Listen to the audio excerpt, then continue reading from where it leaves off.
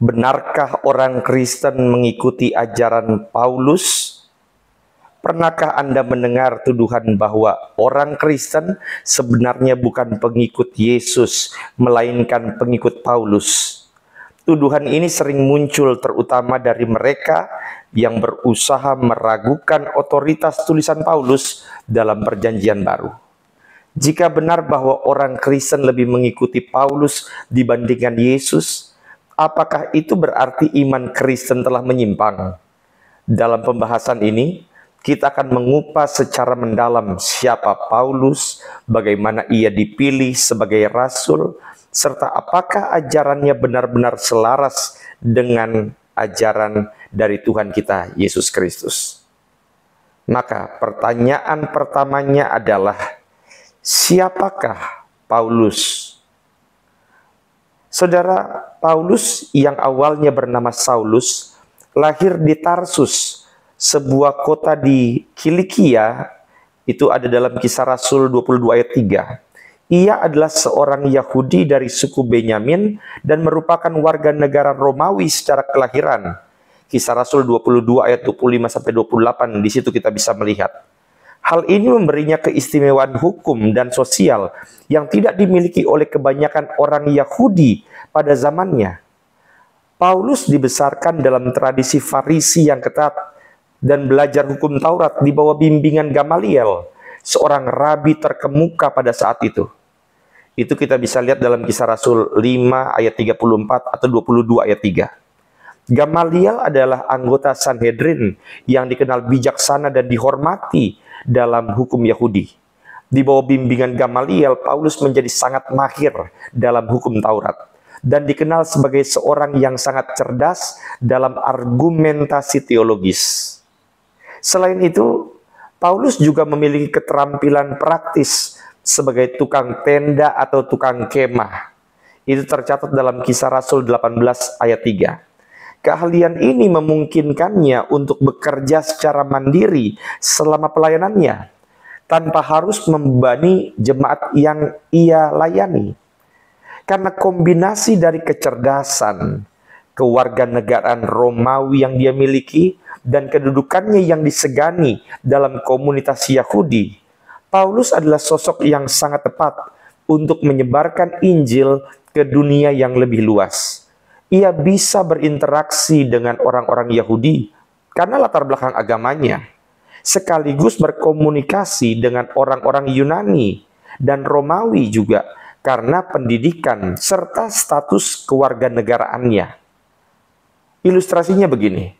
Jika ada seorang yang harus membawa pesan penting ke berbagai bangsa dan budaya pada zaman itu, Paulus adalah pilihan yang paling strategis. Jadi saudaraku yang terkasih dalam Tuhan, maka muncullah pertanyaan yang kedua yang harus kita pahami.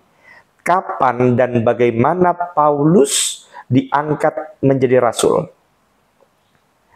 Paulus mengalami perubahan hidup yang dramatis dalam peristiwa di jalan menuju Damaskus atau Damsyik.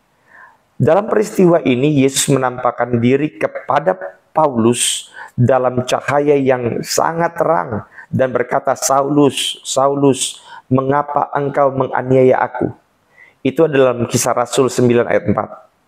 Kata-kata ini sangat kuat karena menunjukkan bahwa menganiaya jemaat Kristus sama dengan menganiaya Kristus sendiri.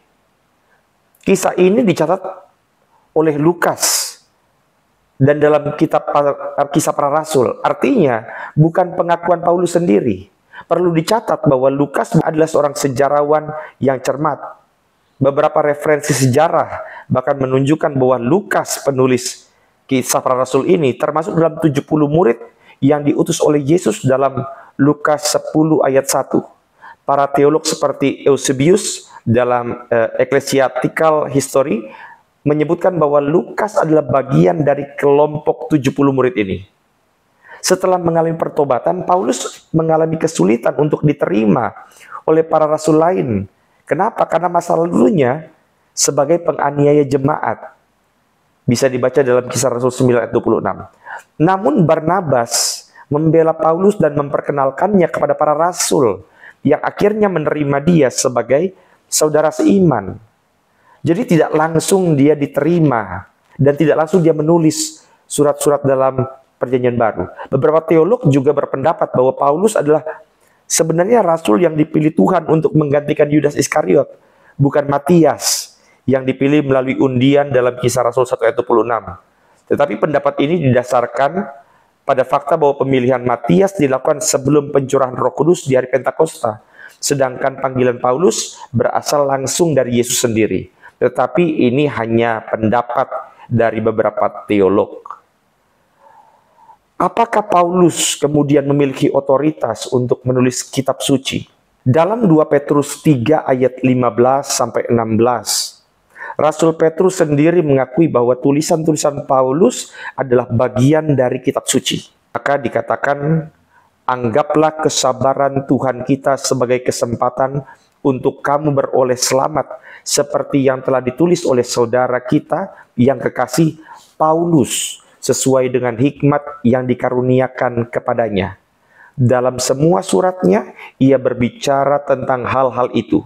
Dalam surat-surat itu, ada beberapa hal yang sukar dipahami, yang diputarbalikkan oleh orang-orang yang tidak berpengalaman dan yang tidak teguh imannya, sama seperti yang juga mereka lakukan dengan kitab-kitab suci yang lain untuk kebinasaan mereka sendiri. Artinya, tulisan Paulus itu juga diakui oleh Rasul Petrus sebagai bagian dari kitab suci. Ini menunjukkan bahwa gereja mula-mula mengakui tulisan Paulus sebagai firman Allah yang sejajar dengan kitab suci lainnya termasuk Injil. Maka dengan memiliki pemahaman tersebut, kita bisa menjawab pertanyaan apakah orang Kristen itu mengikuti ajaran Paulus dan bukan mengikuti ajaran Yesus. Hal pertama yang harus kita ingat adalah Paulus tidak mengajarkan Injil yang berbeda. Dalam Galatia 1 ayat 11-12, Paulus menuliskan, sebab aku menegaskan kepadamu, saudara-saudara, bahwa Injil yang kuberitakan itu bukanlah menurut manusia, karena aku menerimanya bukan dari manusia, dan bukan pula aku diajari oleh manusia, tetapi oleh wahyu Yesus Kristus. Artinya, apa yang bisa kita lihat dari ayat ini? Ini membuktikan bahwa Paulus tidak menciptakan ajaran baru, melainkan memberitakan Injil yang sama seperti yang diajarkan oleh Tuhan kita Yesus Kristus. Yang kedua, harus kita pahami bahwa Paulus dan Yesus mengajarkan hal yang sama. Contohnya tentang kasih karunia. Yesus mengajarkan bahwa keselamatan adalah oleh kasih karunia. Yohanes 3 ayat 16. Dan Paulus juga menegaskan dalam Efesus 2 ayat 8 dan 9 bahwa keselamatan bukan hasil usaha manusia, melainkan anugerah dari Tuhan. Yang ketiga, gereja mula-mula yang terdiri dari para rasul pun mengakui Paulus sebagai rasul yang sah. Bisa kita lihat dalam Kisah Rasul 15, di mana di situ para rasul lainnya mendukung ajaran Paulus mengenai keselamatan oleh iman, bukan oleh hukum Taurat. Maka dari sini kita bisa simpulkan, apakah orang Kristen mengikuti Paulus lebih dari mengikuti Yesus? Tentu saja tidak.